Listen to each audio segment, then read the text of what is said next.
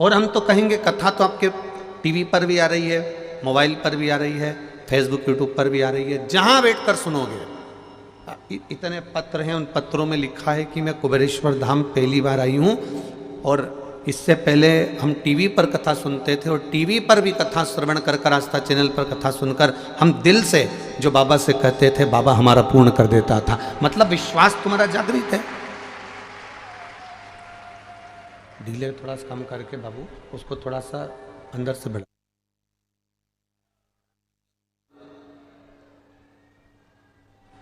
तुम्हारा विश्वास वहां पर जागृत था,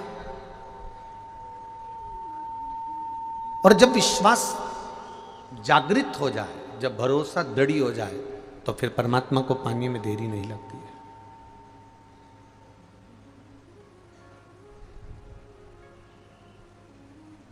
हम भगवान को मंदिर में ढूंढ रहे हैं, हम भगवान को तीर्थ में ढूंढ रहे हैं, हम भगवान को नदी, तालाब और सरोवर में ढूंढ रहे हैं। पर जिस दिन इस मृत्यु लोक में रहने वाले जीव ने, जिस दिन इस संसार में रहने वाले मनुष्य ने भगवान को मंदिर में, देवालय में, तीर्थ में ढूंढने से पहले अपने भीतर एकांत में बैठकर ढूंढना प्रारंभ कर दिया, उस दिन परमात्मा तुम्हारे सामने होगा।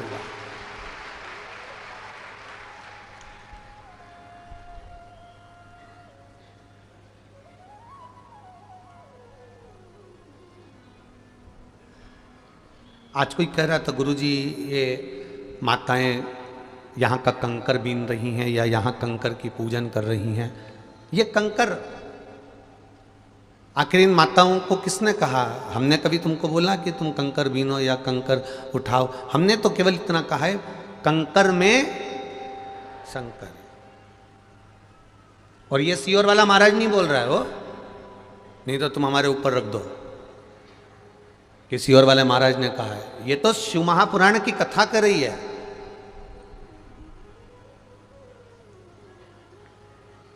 एक बार भगवान शिव जी ने भगवान नारायण से कहा, भगवान विष्णु से कहा, नारायण आप तो हमसे मिलने के लिए कैलाश पर आते ही नहीं हो, मृत्युलोक में पहुंचते ही नहीं हो, पृथ्वी पर आते ही नहीं हो। भगवान नारायण ने भगवान शिव जी से कहा, मेरा बहुत मन होता है कि मैं पृथ्वी पर आऊं, आपका दर्शन करूं, आपसे मिलूं, पर करूं क्या भोलेनाथ? जब भी वैकुंठ छोड़कर ये नारायण पृथ्वी पर आता है, नारायण स्वयं कह रहे हैं भगवान शंकर से, जब भी ये वैकुंठ छोड़कर ये नारायण पृथ्वी पर आता है, अपना पांव जब पृथ्वी पर रखता है तो उसको कंकर नजर आता है, कंकर में शंकर नजर आता है, इसलिए मैं चरण नहीं रख पाता। ये सीओर वाला महाराज नहीं कर रहा है।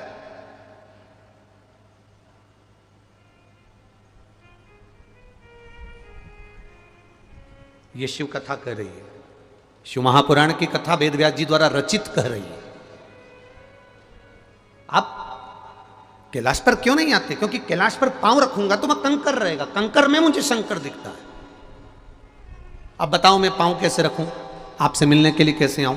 तो शंकर भगवान बोले, ऐसे तो तुम कभी जिंदगी में फिर पृथ्वी पर पांव नहीं रखोगे, मुझसे मिलने के लिए नहीं आओगे, मैं आपसे मिलने के लिए तरस जाऊंगा। नारायण कुछ तो करो। भगवान नारायण शंकर जी से पूछते हैं, आप बताओ कि मैं क्या करूं? शंकर भगवान ने कहा, फिर एक काम करो, शिव नारायण से दूर नहीं रह सकता, नारायण शिव से दूर नहीं रह सकता, पांव रखने का काम खत्म कर दो, पांव ही ना हो तुम वो बन जाओ। तो भगवान नारायण उसी समय पर सांप बन गए, शिव जी ने उठाकर अपने गले में धारण कर लिया कि ये शिव है। भगवान नारायण ने कहा कि आप बताओ मैं क्या बनूं, और शंकर भगवान ने कह दिया आप सांप बन जाओ, क्योंकि सांप के पांव नहीं होते, सर्प के चरण नहीं होते, सांप कंकर के साथ में मिलकर चलता है और कंकर को गले लगाकर चलता है। उस दिन भगवान नारायण ने कह दिया, देवाधिदेव महादेव आप कंकर में शंकर के रूप में रहते हो और नारायण सांप के रूप में आपके गले में लटका रहता है। ये शिव तत्व, ये शंकर। हमने अपने भीतर परमात्मा को नहीं देखा, और हम मंदिर में परमात्मा को ढूंढने जाएं, तीर्थ में परमात्मा को ढूंढने जाएं, हम किसी अन्य जगह पर भगवान को ढूंढने जाएं, तो वह भगवान का ढूंढना सहज नहीं। पहले अपने भीतर ढूंढो। आज लोग कंकर को शंकर मानकर पूज रहे हैं। आज लोग, संपूर्ण विश्व के लोग आज शिव मंदिर में जाकर शंकर जी को एक लोटा जल चढ़ाकर ये महसूस करता है कि मैं महाकाल हो आया, मैं उज्जैन हो आया, मैं काशी हो आया, मैं विश्वनाथ दर्शन कर आया, मैं सोमनाथ हो आया, मैं मल्लिकार्जुन हो आया। ये उसके भीतर का बल प्रबल होता है। क्यों? क्योंकि उसने विश्वास इतना कर लिया, अपने भीतर शंकर को बिठा लिया, अपने भीतर देवालय बना लिया, अपने भीतर शिवालय बना लिया। इसलिए वो शंकर को ढूंढने में फिर देरी नहीं करता है, फिर वो ढूंढने में देरी नहीं करेगा।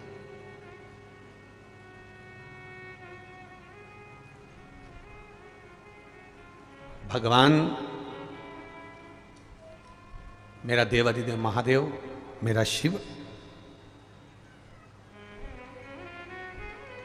एक सहज है, एक सरल।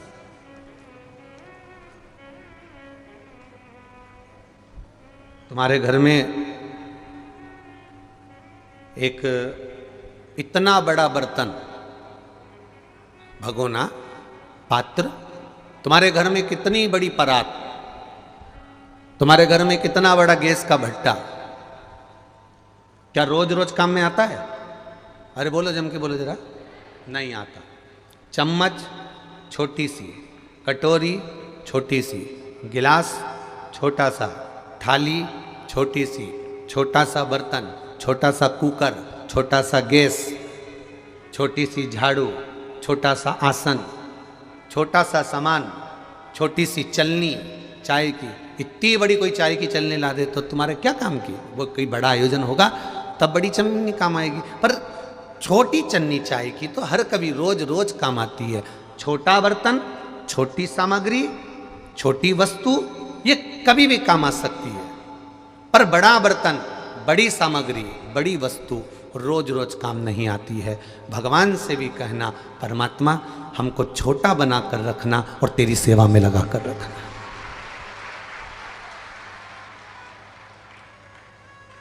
हमें छोटा बना कर रखना और तेरी सेवा में लगा कर रखना, तेरी सेवा से दूर मत करना। ज़्यादा बड़ा बना दोगे, ज़्यादा बड़े हो जाएंगे, तो फिर वो बड़ा बर्तन, बड़ा भगोना, बड़ी परात कभी कभी काम आती है। जब कहीं कुबेरेश्वर धाम पर कथा हो तो बड़ा बर्तन निकल कर बाहर आता है, छोटा बर्तन नहीं है। मंदिर बनाने में करोड़ों रुपए लग जाते हैं, मंदिर बनाने में लाखों रुपए लग जाते हैं।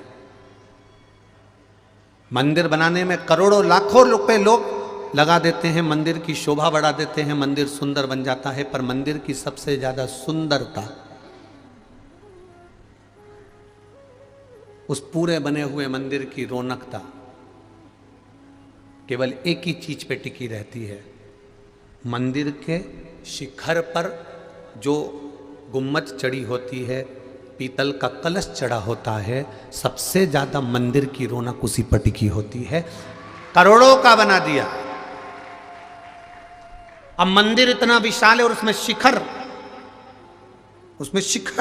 जो छोटा सा लगा हुआ है, उस शिखर से मंदिर की रौनक है, उस शिखर से मंदिर की रंगत है। पूरे मंदिर का भी छोटा सा अंश है वो शिखर, छोटा सा अंश। जितने छोटे रहोगे उतने परमात्मा के करीब, जितने छोटे रहोगे, बर्तन जो छोटा रहता है वो रसोई घर में पड़ा रहता है।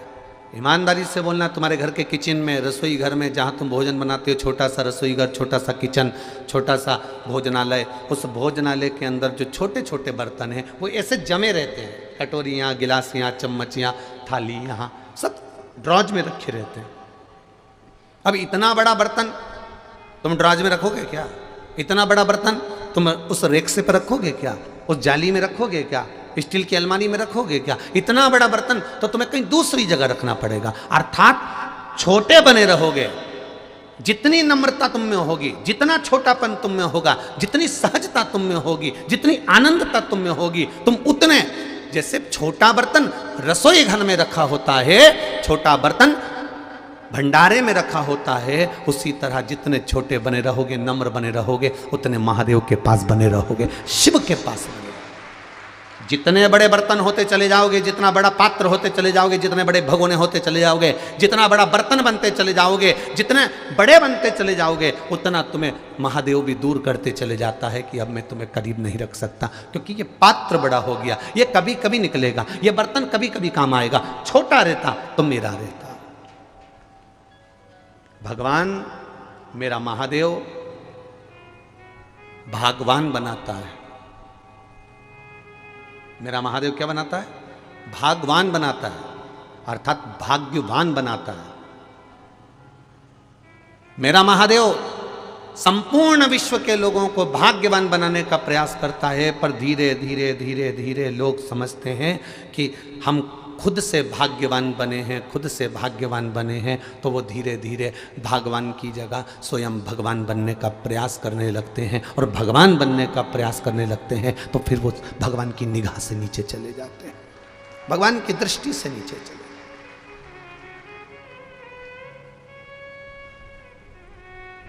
आप करो भजन, आप करो स्मरण, आप भगवान की भक्ति को जितना धारण कर सकते हो करो। एक कुबेरेश्वर धाम की पावन कथा कर रही, अपने निर्मल मन को भगवान के चरणों में छोड़ने का प्रयास करो।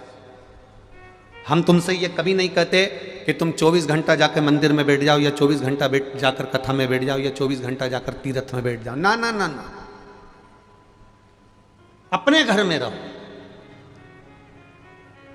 हम तो कई बार कथाओं में कहते हैं कि छोटे छोटे बच्चे अगर तुम्हारी गोदी में हैं तो उनको लेकर कथा में मत पहुंचो। घर में बुजुर्ग माता पिता बीमार पड़े हैं तो तुम कथा में मत पहुंचो। क्यों? वो छोटे बच्चे की सेवा कर लोगे, वो बुजुर्ग माता पिता की सेवा कर लोगे तो सीहोर वाला महाराज की शिव पुराण का फल वैसे ही मिल जाएगा।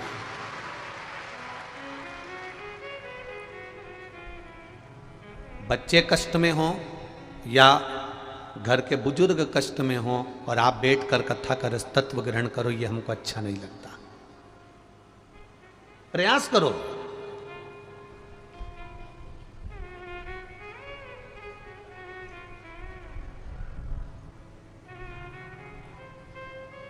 उससे विनती करते रहो, तेरी कृपा चाहिए, पर बड़े बनकर कृपा नहीं। एक बड़ा बेटा होता है, एक छोटा बेटा होता है। बड़ा बेटा थाली लेता है, एक जगह बैठकर भोजन करते रहता है। छोटा बेटा का काम क्या होता है? माँ उसको रोटी में घी लगाती है, नमक मिर्ची लगाती है, फिंगर बनाती है, उसके हाथ में पकड़ा देती है, बच्चा खाता रहता है। माँ का पल्लू पकड़कर माँ के पीछे पीछे जाता रहता है। माँ इधर जाए वो खाता खाता उधर चले जाए, माँ उधर जाए वो खाता खाता उधर चले जाए, माँ उधर जाए वो खाता खाता उधर चले जाए। एक बड़ा बेटा है जो एक जगह बैठकर खा रहा है, एक छोटा बेटा है जो माँ के पीछे पीछे दौड़ दौड़ कर खा रहा है। भगवान से कहना हमें इतना बड़ा मत बनाना कि हम एक जगह बैठकर तेरा भजन कर सकें, हमें छोटे बच्चे की तरह बनाना, चलते फिरते तेरा भजन करें और अंत में तर जाए। इतना छोटा बनाना। छोटा बच्चा चलते चलते भोजन कर रहा है और माँ के पीछे चल रहा है, उसी तरह हमको इतना छोटा बनाकर रखना कि चलते फिरते तेरा नाम भजें। हम कोई तपस्वी नहीं बनना चाहते, हम साधक नहीं बनना चाहते, हम संत नहीं बनना चाहते, हम साधु नहीं बनना चाहते। हम तो अपने घर में रहना चाहते हैं, अपनी गृहस्थी में रहना चाहते हैं, अपने परिवार में रहना चाहते हैं, पर छोटे बनकर रहेंगे तो सुखी रहेंगे, सुखी।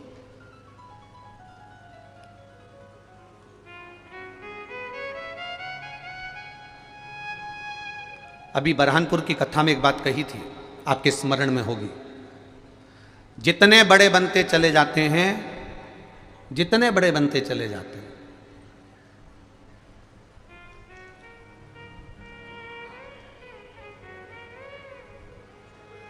उसकी दो चीजें उसके पास से चली जाती है। हम जितने बड़े बनते चले जाएंगे उसकी दो चीजें उसके पास से चली जाएंगी। क्या क्या? एक उसके चेहरे की स्माइल और एक उसके थाली में मलाई। थाली में, भोजन में उसके ना तो घी मिलेगा, ना शक्कर मिलेगी, ना रबड़ी मिलेगी, ना बालूशाही मिलेगी, ना जोरदार एक से बढ़कर एक मालपुआ, रबड़ी, कुछ भी उसकी थाली में नहीं मिलेगी। जितना बड़ा बनता चले जाता है उतनी उसकी स्माइल कम हो जाती है, हंसी कम हो जाती है और थाली में भोजन की मात्रा कम होती चली जाती है। तो ऐसा बड़प्पन किस काम का?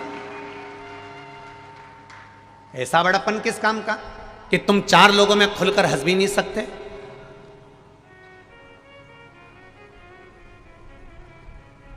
अब बहुत ऊंचे पद पर बैठे और एकदम खिलखिला के हंस दिए तो तुरंत लोगों ने मोबाइल में फोटो बना करके दिया, बताओ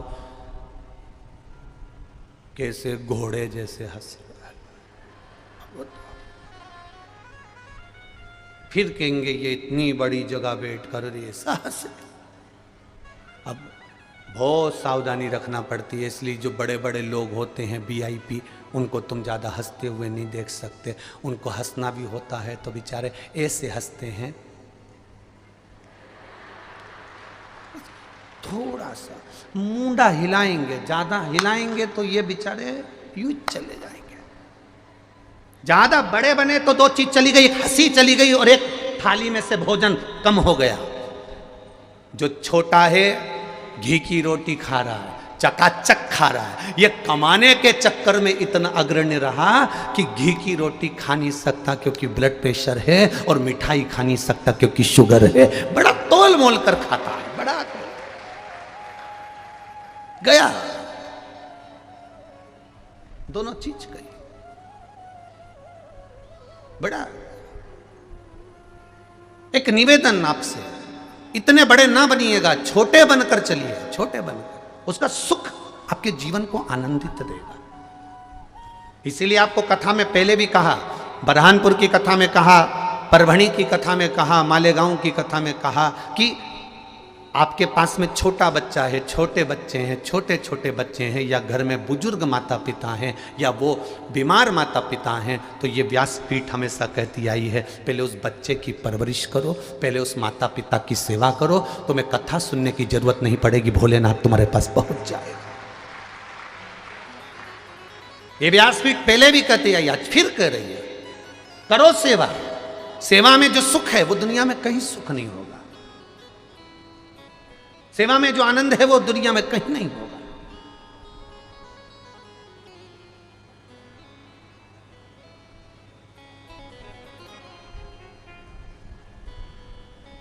महाराज, तेरी कृपा बिना ना हिले एक भी अणु, लेते हैं श्वास तेरी कृपा से तनो तनो। हे गंगधार मुक्ति द्वार ओमकार तू, भोले ओमकार तू, आयो शरण तिहार शंभु तार तार तू। जितने हम बड़े बनते चले जाते हैं उतने हम संस्कारों से विहीन होते चले जाते हैं। पर बड़े बनने में आपके विश्वास की प्रबलता होना चाहिए। महाराज,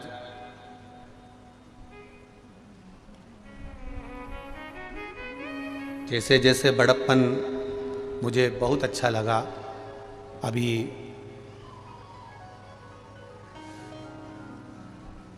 अंबानी परिवार ने एक चीज संसार के लोगों को बहुत अच्छी दर्शाई। एक चीज अंबानी परिवार ने संसार के लोगों को बहुत अच्छी दर्शाई।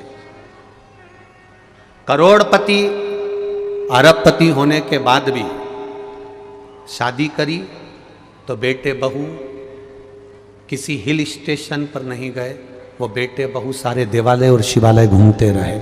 ये प्रेरणा दी। और आप लोगों ने भी मीडिया में देखा होगा, सोशल मीडिया में देखा होगा, कहीं नाथद्वारा जा रहे हैं, कहीं तिरुपति जा रहे हैं, कहीं काशी जा रहे हैं, कहीं सोमनाथ जा रहे हैं, कहीं मल्लिकार्जुन जा रहे हैं। ये प्रेरणा दी है।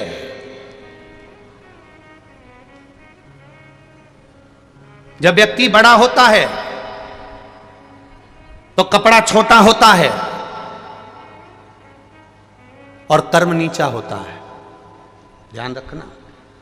जब व्यक्ति बहुत ओहदे पर पहुंच जाता है, जब व्यक्ति बहुत पैसे वाला हो जाता है, धनपति बनता चले जाता है, करोड़पति बनता चले जाता है, जिसके पास में वैभव आने लगता है, उसका धीरे धीरे कपड़ा छोटा होने लगता है। पहले फुल पैंट पहनता था, पैसा ज्यादा आ गया, हाफ पैंट पे आ गया,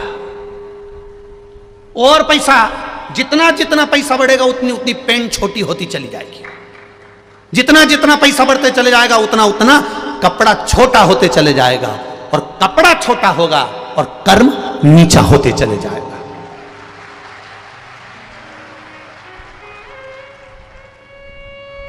पर कई करोड़पति और धनपतियों को देखा जिन्होंने पेट्रोल पंप पर काम कर कर तगाड़ी धोकर अपनी जिंदगी बनाई, उनके कपड़े छोटे नहीं हुए और उनका कर्म भी नीचा नहीं हुआ, वो भी प्रबल ही रहा। प्रबल। बहुत पढ़े लिखे बेटा बेटी हो जाते हैं, बहुत अव्वल पढ़े हुए हो जाते हैं। मैं उनसे एक बात कहना चाहूँगा कि तुम बहुत पढ़ गए, बहुत लिख गए, बहुत फैक्ट्रियाँ तुम्हारी हो गई, बहुत दौलत तुम्हारे पास हो गई, पर एक बात कहूँगा, मेरे भारत की संस्कृति सभ्यता को मत भूलना। सिर पे पल्लू, माथे पर बिंदी और मुख से हिंदी निकलती रहना चाहिए।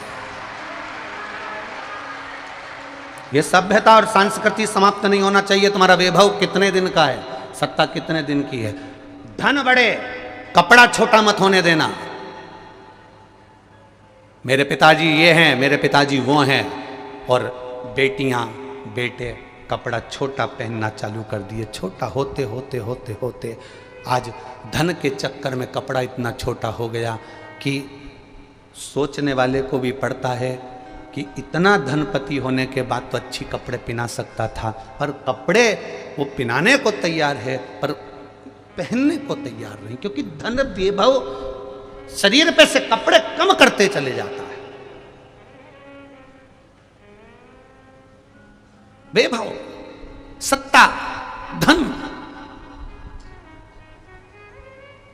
मेरे भारत की पहचान, मेरी भारत की संस्कृति की पहचान, मेरे भारत की सभ्यता की पहचान आज भी मीराबाई का कोई चित्र देखना, कर्माबाई का कोई चित्र देखना, मुक्ताबाई का कोई चित्र देखना, माँ शारदा का कोई चित्र देखना, आज भी जितनी संत सन्यासन साध्वी साधु तपस्वी जो पूर्व में हुई हैं, मुक्ताई वगैरह जो भी हैं, इनका दर्शन यदि करोगे तो इनका सिर पे पल्लू नीचे नहीं मिलेगा, इनके सिर पे पल्लू ढका हुआ मिलेगा। ये प्रेरणा देते हैं कि तुम कैसे भी आगे बढ़ो पर मस्तक से पल्लू नहीं हटना चाहिए।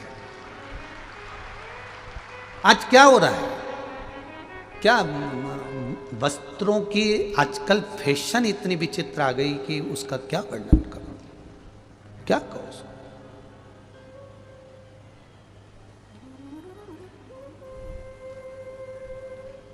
बहुत सोचिएगा। मत बुरे कर्म कर बंदे वरना पछताएगा, भगवान की आंखों से तू बच नहीं पाएगा, तू बच नहीं पाएगा। इसलिए कर्म की प्रधानता को मानकर ये ना सोचे कि वैभव बहुत हमारा है तो हम वस्त्र कैसे भी पहनेंगे चल जाएगा। ना ना ना, उसको धारण करना है तो हमें हमारी भारत की सभ्यता से, हमारी संस्कृति से धारण करो। पहनो, पहनावा पहनने को मना नहीं, पर जो लायक हो वो पहनो। अब ऐसे तो कितना गाना गाते हैं जब दूल्हा स्टेज पे आता है, जब दूल्हा स्टेज पर आता है तो कितनी धुन बजती है। वो एक गाना गाते ना, अजीबो शान शहंशाह। जब दूल्हा स्टेज पर आ रहा है और डीजे पर गाना बज रहा है, अजीबो शान शहंशाह। अब दूल्हे को भी लग रहा है कि मेरे लिए गाया गया है, मैं शहंशाह। और जिसकी शादी में इतने जोरदार जोरदार गाने बजे कि उसको शहंशाह बना दिया, बाद में उनकी पत्नी उनसे कहती है दूध की थैली लिया और ताबील लपेट के जाए तो क्या लगे। ताबील लपटी हुई है और पत्नी कह रही है दूध की थैली लिया।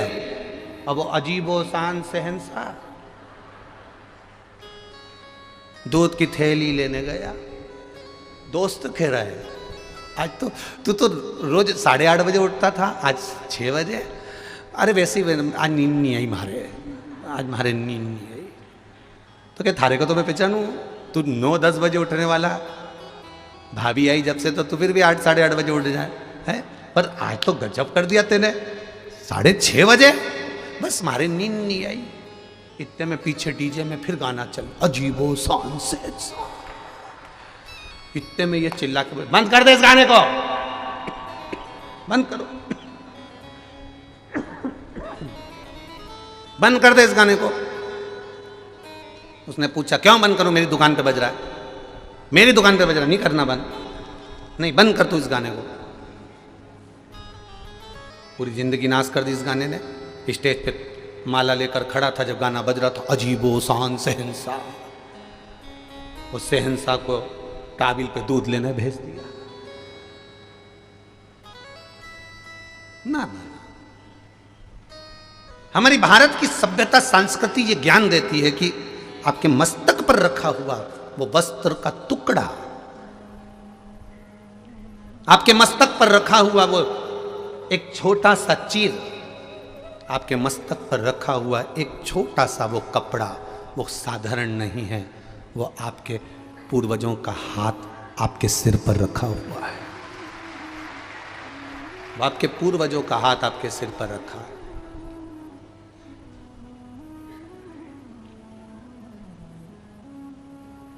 जो दिखावा करता है वो ही जाता है।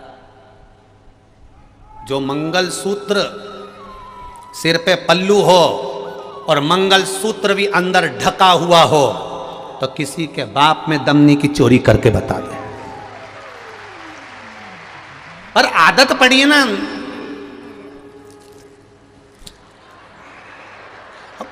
आदत पड़ी तो दिखना तो चाहिए, तो बस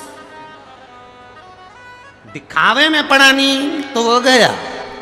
जितना जितना दिखावे में पड़ोगे ना उतना उतना उतना उतना चले जाओ। दिखावे में पड़ा हुआ श्रेष्ठता नहीं है। जितना दिखावा करोगे उतना दुख पाओगे। एक छोरी गार्डन में बैठ के बोल रही थी, बस तुम क्यों चिंता करते हो, अपन दोनों की शादी हो जाए, बस अपन दोनों की शादी हो जाए, तुम्हें चिंता करने की जरूरत नहीं, मैं पूरे घर को स्वर्ग बना दूंगी। अब ये घर को स्वर्ग बनाने चली और घर में रहने वालों को स्वर्गवासी। तुम क्यों चिंता करते हो, बस एक बार अपनी शादी हो जाए, मैं घर को स्वर्ग। कोई कोई मंगेतर ऐसी बात करती है और कोई कोई मंगेतर, एक मंगेतर का पत्र आया देखो,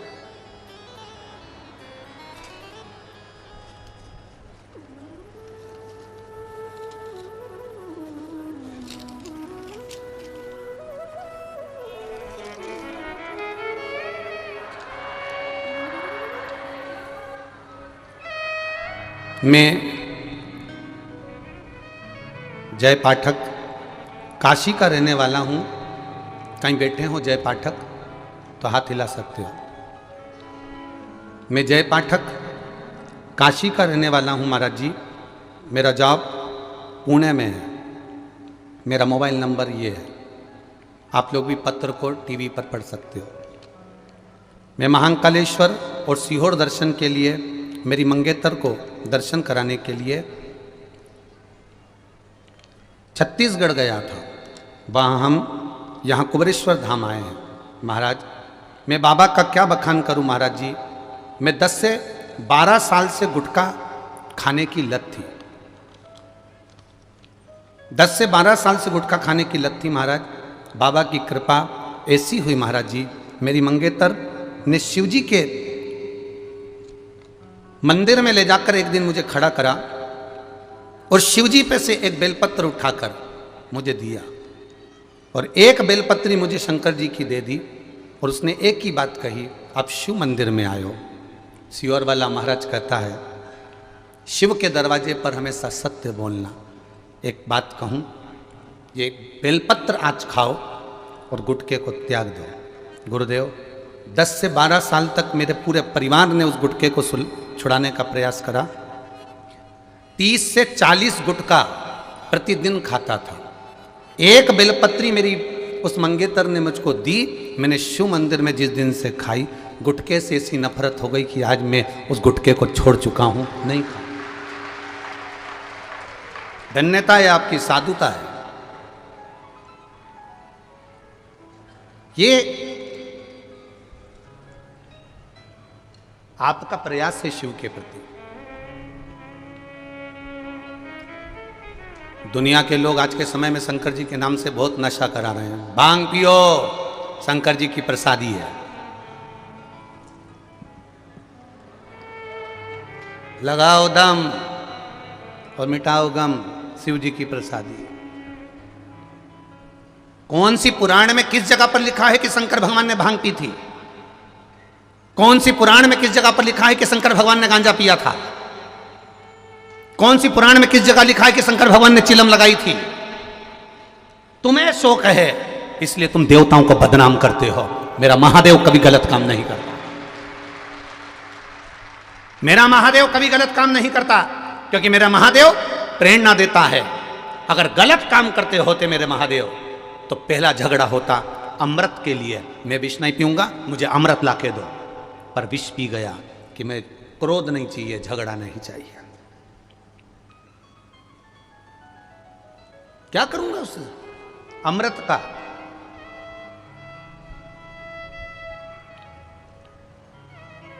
क्या करूंगा उसका?